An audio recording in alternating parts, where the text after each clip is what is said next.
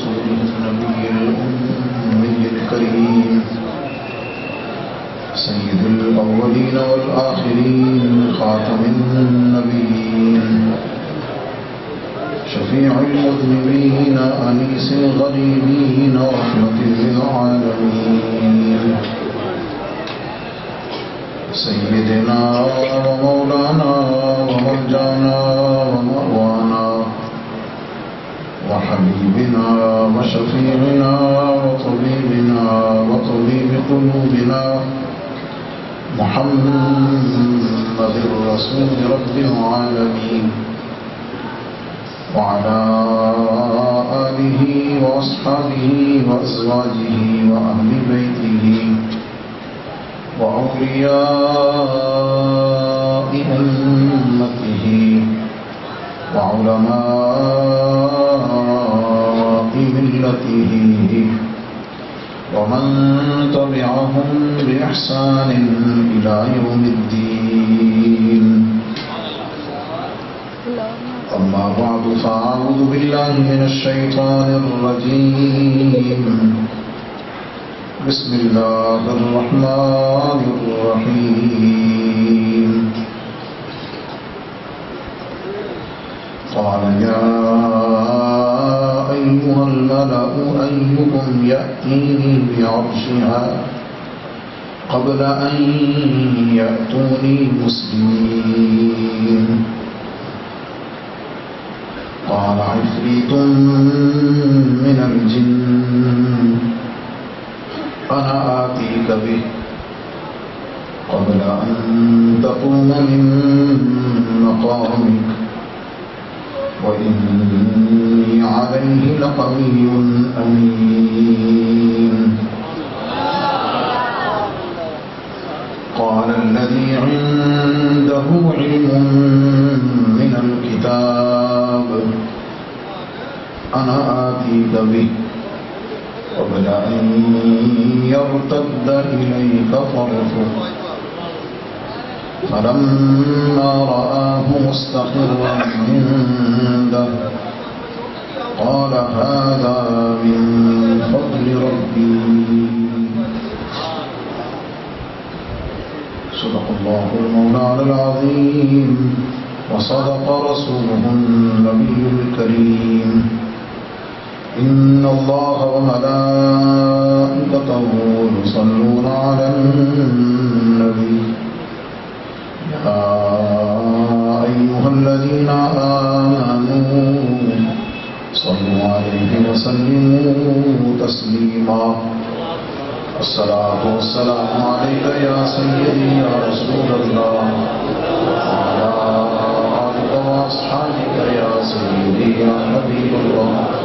بآواز بلند پڑھیں الصلاة والسلام عليك وعلى آلك وأصحابك يا نور الله. الصلاة والسلام عليك يا خاتم النبيين وعلى آلك وأصحابك يا شفيع المذنبين. الصلاة والسلام عليك يا إمام الحرمين وعلى آلك وأصحابك يا جد الحسن والحسين. الصلاة والسلام عليك يا إمام المجاهدين وعلى آلك وأصحابك يا قائد الغر المحجلين. گنج بخش فیض عالم مظہر نور خدا ناقصارا پیر کامل کاملارا رہنما. جنہیں یہ شعر آتا ہے مل کے پڑھنا. گنج بخش فیض عالم مظہر نور خدا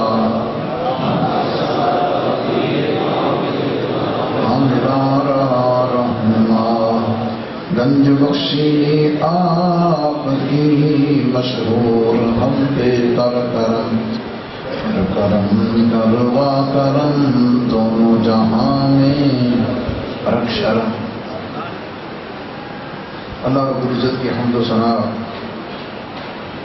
اور اس کے محبوب کریم رؤوف الرحیم صلی اللہ علیہ وسلم کی بارگاہ میں نذرانے درود و سلام عرض کرنے کے بعد جملہ سامعین و حاضرین، بزرگ و دوستو، عزیزان کی قدر، علماء ذوی احتشام، مشائخ اعظام، ثناخوان مصطفیٰ صلی اللہ علیہ وسلم، سب کی خدمت میں السلام علیکم ورحمۃ اللہ۔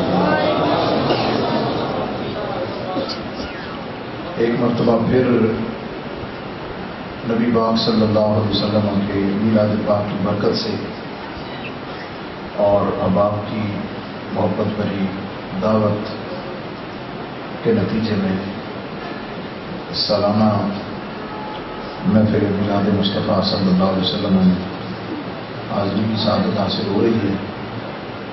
اللہ کریم میری حاضری قبول فرمائے اور تمام احباب کی محبت کو محترم خلیل صاحب، ان کے ساتھ جتنے بھی ساتھی ہیں، خدمت گزاران ہیں مسجد میں تنظیم کے، اور خاص طور پر ہمارے بھائی محترم سجاد صاحب، حافظ کاشف صاحب، دیگر احباب کو اللہ کریم ان کی محبتوں پر اجر عظیم عطا فرمائے۔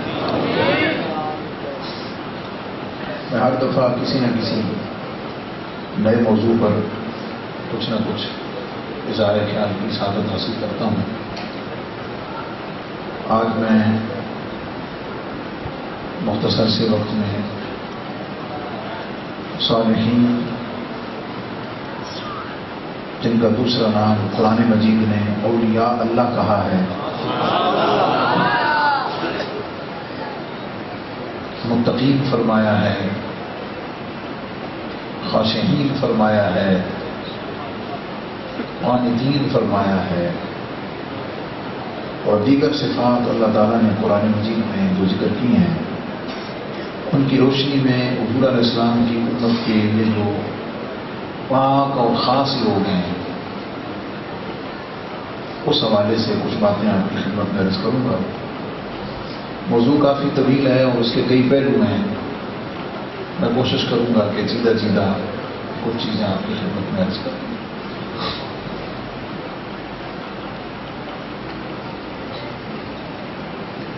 اللہ رب العزت نے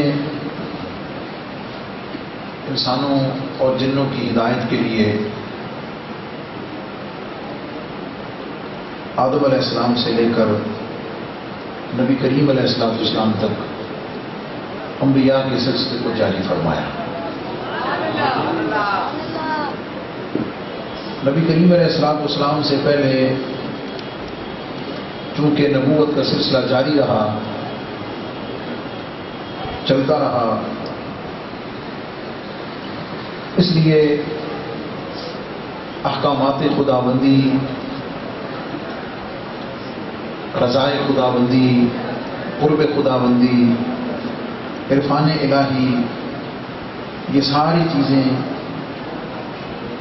انبیاء علیہ السلام کے ذریعے ان کے امتیوں کو اور ان کے زمانے کے انسانوں کو پہنچتی رہی۔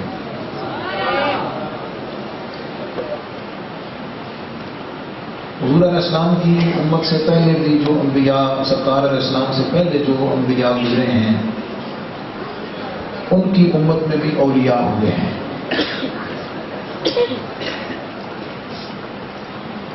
لیکن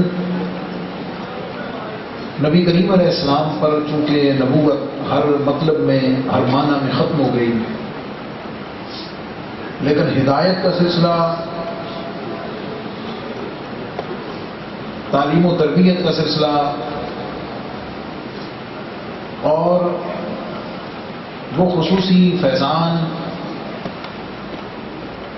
جو نبی کریم علیہ السلام کی بارگاہ سے حضور علیہ السلام کی امت کو عطا ہوا، وہ فیضان پھر قیامت تک نبی کریم علیہ السلام کی امت کے جو علماء ہیں، خاص طور پر جو حضور علیہ السلام کی امت کے اولیاء ہیں، ان کے ذریعے سے قیامت تک حضور کی امت کو پہنچتا رہے گا۔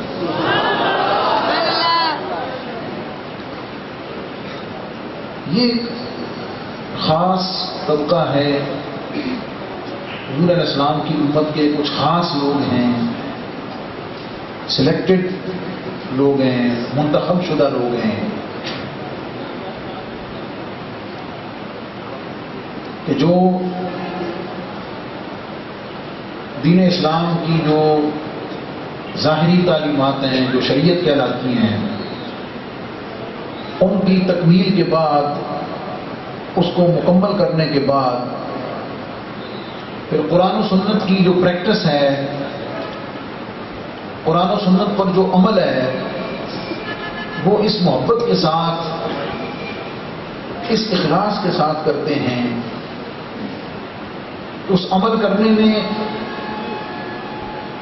وہ نہ جنت کے طلبگار ہوتے ہیں، نہ دوزخ سے ڈر رہے ہوتے ہیں۔ یہ وہ طبقہ ہے جو جنت کی طرف سے بے لحاظ ہو کر، جہنم کے خوف سے بے خوف ہو کر، صرف اور صرف اللہ کی رضا کے لیے، اللہ سے خالص محبت کرنے کے لیے اپنا ہر عمل کرتے ہیں۔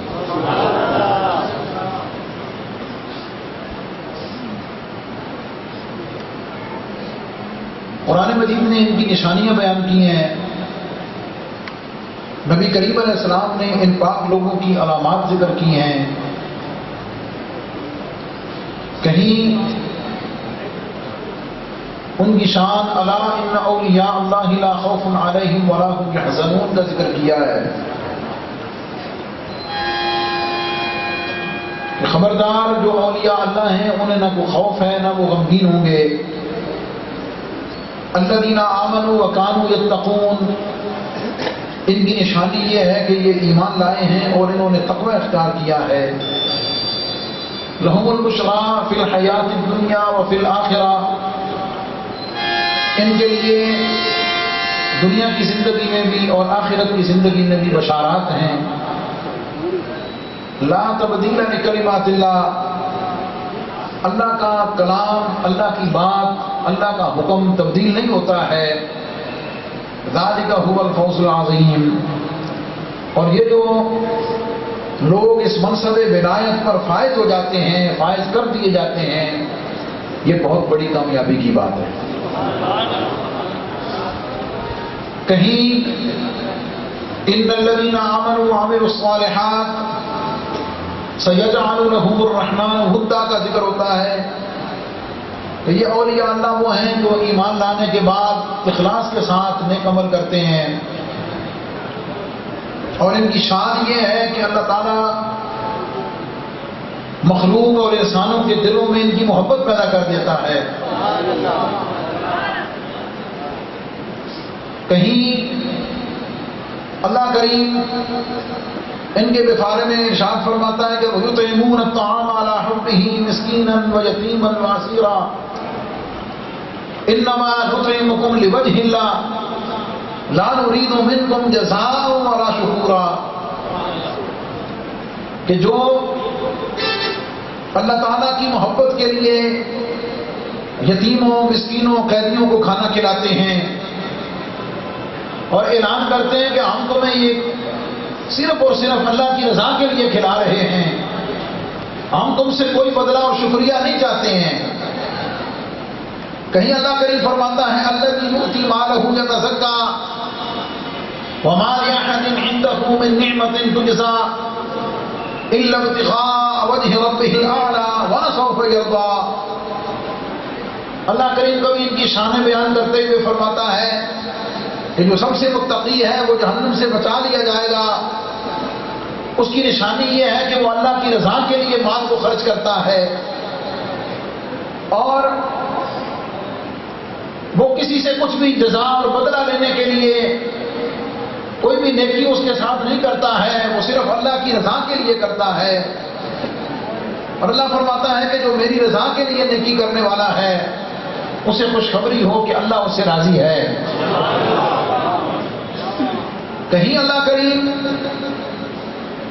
ان پاک لوگوں کا ذکر فرماتے ہوئے ان کی شان یوں بیان کرتا ہے لقد رضی اللہ عن المؤمنین اذ یبایعونک تحت الشجرۃ فعلم ما فی قلوبہم اللہ تعالیٰ ان سے راضی ہو گیا جو محبوب درخت کے نیچے تیرے ہاتھ پر بیعت کر رہے تھے. اور ان کی شان یوں بیان کی کہ محبوب ان الذین یبایعونک انما یبایعون اللہ ید اللہ فوق ایدیہم، کہ بے شک وہ لوگ محبوب جو تیرے ہاتھ پہ بیعت کر رہے ہیں وہ در حقیقت اللہ کے دست قدرت پر بیعت کر رہے ہیں، اس لیے کہ اللہ کا دست قدرت ان سب ہاتھوں کے اوپر ہے. کہیں اللہ کریم اعلان فرماتا ہے کہ دعا مانگا کرو، ہر نماز میں دعا مانگا کرو اللہ سے. اہدنا الصراط المستقیم، مولا ہم کو سیدھے راستے پر چلا. صراط الذین انعمت علیہم، مولا ان لوگوں کے راستے پر چلا جن پر تو نے انعام فرمایا. مولا تیرے انعام یافتہ لوگ کون ہیں؟ فرمایا انعام یافتہ لوگ وہ ہیں جو ان کے ساتھ ہیں. فَأُولَٰئِكَ مَعَ الَّذِينَ أَنْعَمَ اللَّهُ عَلَيْهِمْ مِنَ النَّبِيِّينَ وَالصِّدِّيقِينَ وَالشُّهَدَاءِ وَالصَّالِحِينَ، کہ جو نبیوں کے ساتھ جڑنے والے ہیں، جو صدیقین کے ساتھ جڑنے والے ہیں، جو شہداء کے ساتھ جڑنے والے ہیں، جو خود اولیاء کے ساتھ جڑنے والے ہیں. فرمائے وَحَسُنَ أُولَٰئِكَ رَفِیقًا، فرمائے جدے نال لگ جان وہ بڑے جھنگے ساتھی ہوتے ہیں.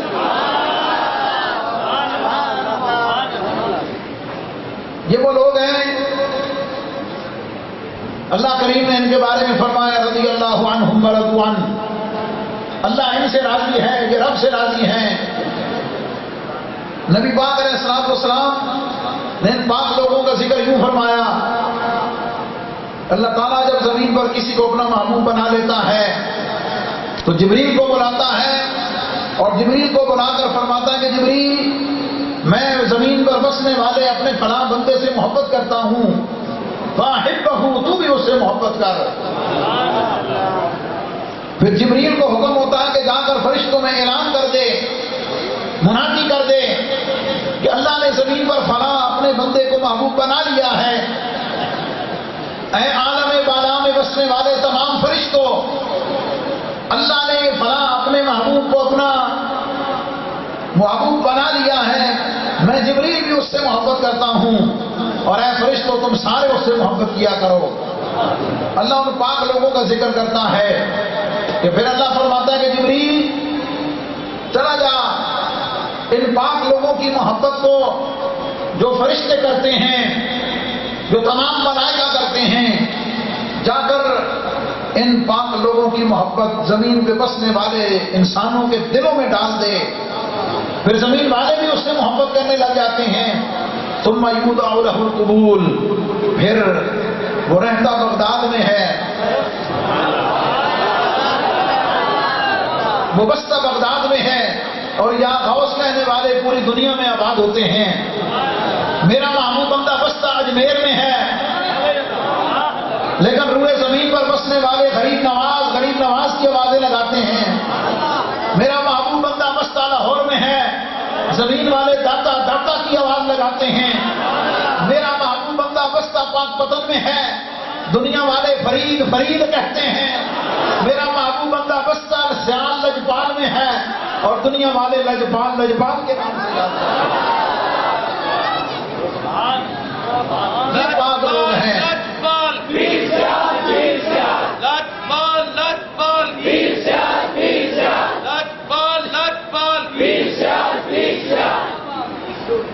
نبی کریم علیہ السلام فرماتے ہیں کہ یہ وہ پاک لوگ ہیں کہ لو اقسم علی اللہ لابرہ، اگر وہ اللہ تعالیٰ پر کسی بات کی قسم کھا لیں، اللہ تعالیٰ کی بارگاہ میں کسی بات کے لیے زور سے عرض کر دیں، اللہ اپنی تقدیر کو بدل دیتا ہے، اپنے بندے کی زبان سے نکلی ہوئی بات کو پورا کر دیتا ہے.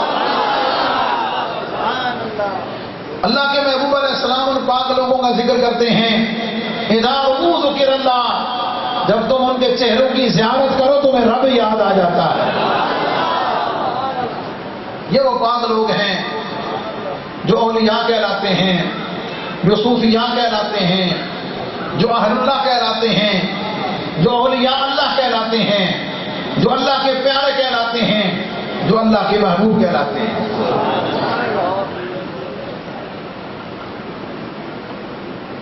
جب یہ اپنے تقوی اور طہارت میں ایمان اور عمل عمل کی اخلاص کے ساتھ تکمیل میں اپنے مرتبہ کمال کو جا پہنچتے ہیں تو پھر اللہ رب العزت ان سے کرامات کا ظہور کرتا ہے. علامہ آلوسی رحمۃ اللہ علیہ نے، امام فخر الدین رازی رحمۃ اللہ علیہ نے، قاضی بیضاوی رحمۃ اللہ تعالیٰ علیہ نے، دیگر محدثین مفسرین نے یہ بات ذکر فرمائی ہے کہ جو اولیاء اللہ ہوتے ہیں ان کی روحیں فرشتوں کی جنس کے ساتھ تعلق رکھتی ہیں. فرق یہ ہوتا ہے کہ جو عام لوگ ہیں جب وہ دنیا میں آتے ہیں اور ان کو بشریت کا لباس پہنا دیا جاتا ہے، ان کی روحوں کو جسموں کے اندر قید کر دیا جاتا ہے، تو وہ اپنی جسم کی خاطر مدارت میں رہتے ہیں، اپنے جسم کو سنوارنے پہ رہتے ہیں، اپنے جسم کے مادی تقاضوں کو پورا کرنے پہ رہتے ہیں. لیکن جو اولیاء اللہ ہیں وہ اپنی روح پہ توجہ دیتے ہیں، اپنی روحانیت کو نورانی بناتے ہیں. اللہ کا ذکر کر کے، حلال و طیب کھا کر، پاکیزہ رزق کھا کر، اپنے آپ کو گناہوں سے بچا کر، ذکر اذکار کے ساتھ، تلاوت قرآن کریم کے ساتھ، مراقبہ اور مجاہدہ کے ساتھ، اللہ کی نشانیوں پر غور کرنے کے ساتھ، کثرت تلاوت قرآن کریم کے ساتھ، کثرت درود پاک کے ساتھ، مخلوق خدا کی خدمت کے ساتھ، اپنے نفس کی مخالفت کے ساتھ وہ اپنی جو روح ہے اسے وہ نورانی کرتے ہیں، اپنی روح کو اجلا کرتے ہیں، اپنی روح کو مصفا کرتے ہیں، اپنی روح کو ہلکا کرتے ہیں. اور جب ان کی روح اپنی اس نورانیت کے اعلیٰ درجے پر فائز ہو جاتی ہے تو پھر وہ روح اپنے جسم کو بھی، اس کے ایک ایک خلیے کو، ایک ایک ذرے کو نورانی بنانا شروع کر دیتی ہے. اور ایک وقت آتا ہے کہ اس کی روح تو نورانی ہو ہی جاتی ہے، اللہ اس نورانی روح کی برکت سے اس کے جسم کو بھی اسی طرح نورانی بنا دیتا ہے. نعرہ تکبیر، نعرہ رسالت، نعرہ رسالت. اور جب وہ اس کیفیت پہ چلا جاتا ہے، اللہ تعالیٰ جب اس سے راضی ہو جاتا ہے اور جب وہ روحانیت کو اس اعلیٰ ترین درجے پر جا پہنچتا ہے، جس کا پروسیس، جس تک پہنچنے کا راستہ صرف اور صرف قرآن و سنت پر عمل ہے. یہ جملہ میرا سمجھ لیں، صرف اور صرف نبی پاک علیہ السلام کی سنت پاک پر عمل ہے، اللہ کے احکامات پر عمل ہے. جو قرآنی احکامات پر یا نبی پاک علیہ السلام کی تعلیمات پر عمل نہیں کرتا اور کسی اور طریقے سے وہ ولایت کی بات کرتا ہے، روحانیت کی بات کرتا ہے، طریقت کی بات کرتا ہے، تصوف کی بات کرتا ہے، وہ شوکدہ باز تو ہو سکتا ہے، وہ ڈرانے باز تو ہو سکتا ہے، وہ دھوکہ دینے والا تو ہو سکتا ہے، وہ باقی سب کچھ ہو سکتا ہے، لیکن یاد رکھنا وہ کبھی اللہ کا ولی نہیں ہو سکتا. میں اس بات کو پھر دہرانا ضروری سمجھتا ہوں تاکہ صرف ظاہری ہو ہاں سن کر، مریدوں کی کثرت دیکھ کر یا کوئی اور کریٹڈ کرامات سن کر جو نام ساتھ مالشی رکھے ہوتے ہیں، جو آ کر کرامتیں خود لوگوں کو بیان کرتے ہیں اور روک دبانے کی اور جمانے کی کوشش کرتے ہیں، اور طریقت اور روحانیت کے نام پر جو شیطانیت کرتے ہیں، جو دنیا داری کرتے ہیں، جو کاروبار کرتے ہیں، جو تجارت کرتے ہیں اور اس پاکیزہ کام کو دنیا کے لیے استعمال کرتے ہیں. میں آپ حضرات کو ایک بالکل اویئر کرنے کے لیے یہ بات پھر دوہرا رہا ہوں کہ جو شخص قرآن و سنت پر عمل نہیں کرتا ہے، جو نماز نہیں پڑھتا ہے، جو قرآن کی تلاوت نہیں کرتا ہے، جس کا چہرہ حضور کی سنت کے مطابق پورا نہیں ہے، وہ باقی سب کچھ ہو سکتا ہے، وہ اللہ کا ولی نہیں ہے. یہ بات بے شک کسی کے حق میں ہو یا کسی کے خلاف ہو، لیکن جو حق بات ہے وہ یہی ہے. کسی کو پرکھنے کا، کسی کو چیک کرنے کا معیار نہ تو کرامت ہے، نہ ہی کسی بات کا پورا ہو جانا ہے، نہ کوئی تکا لگ جانا ہے، نہ دل میں موجود کسی بات کا جان لینا ہے، نہ کسی قسم کی کسی اور خلاف عادت چیز کو ظاہر کر دینا ہے. یہ ساری چیزیں بہت بات کی ہیں. اصل معیار یہ ہے کہ یہ اللہ کے کلام پہ کتنا عمل کرتا ہے، محبوب کی سنت پہ کتنا عمل کرتا ہے.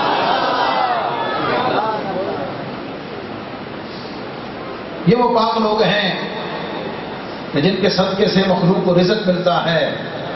یہ وہ پاک لوگ ہیں جن کی وجہ سے نبی پاک علیہ السلام کا فیضان حضور کی امت تک پہنچتا ہے. جن کی کرامات کو دیکھ کر، جملہ قابل توجہ، جن کی کرامات کو دیکھ کر نبی علیہ السلام کے معجزات کا پتہ چلتا ہے. جن کی کرامات کو دیکھ کر نبی علیہ السلام کے معجزات کا پتہ چلتا ہے کہ یہ شان ہے خدمت گاروں کی. یہ شان ہے خدمت گاروں کی. سردار کا عالم کیا ہوگا. ایسے لوگ جب زمین کے اوپر ہوتے ہیں تو بھی باعث رحمت ہوتے ہیں، تو بھی صاحب فیض ہوتے ہیں. جب وفات فرما جاتے ہیں، جب زمین کے اندر چلے جاتے ہیں تو یاد رکھیں موت جسم کو آتی ہے، روح کو موت نہیں آتی. نفیس بات سمجھنے والی، موت روح کو نہیں آتی، موت جسم کو آتی ہے.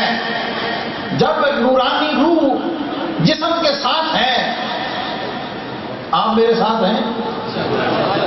توجہ ہے جناب. جب نورانی روح جسم کے ساتھ ہوتی ہے تو فیض پہنچتا ہے. جب نورانی روح جسم کے ساتھ ہوتی ہے اس وقت فیض پہنچتا ہے. جب وہ جسم کی قید سے آزاد ہو جاتی ہے تو روح کی طاقت بڑھ جاتی ہے. جب طاقت کم ہے اس وقت فیض مل رہا ہے، تو جب طاقت بڑھ جاتی ہے تو زمین میں اندر جانے کے بعد فیض کتنا ملتا ہے.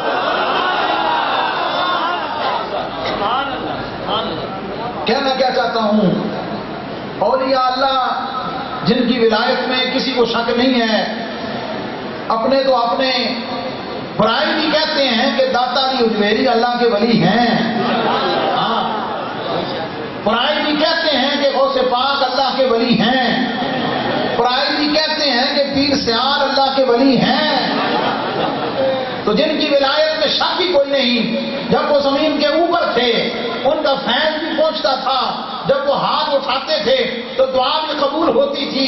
جب نظر ڈالتے تھے تو بیڑا پار ہو جاتا تھا. تو یقین رکھنا کہ جب وہ زمین کے اوپر تھے تو جسم کے ساتھ تھے، جسم کی قید کے اندر ان کی روح مقید تھی.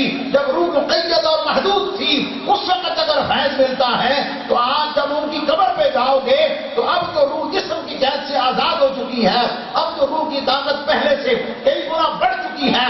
زمین کے اوپر تھے تو فیض کا عالم یہ ہے، جب زمین کے اندر ہے تو پھر فیض کا عالم کیا ہوگا.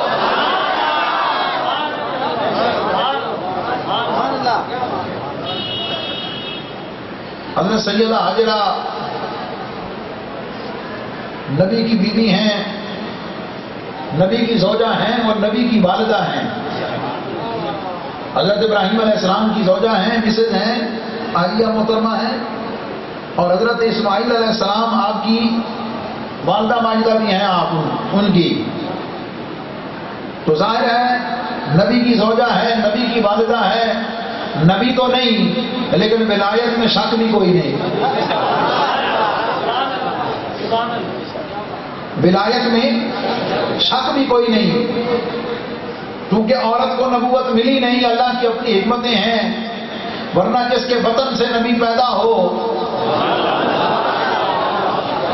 اس کی شان کا کوئی اندازہ لگا سکتا ہے. قرآن فرماتا ہے کہ ان الصفا والمروہ من شعائر اللہ.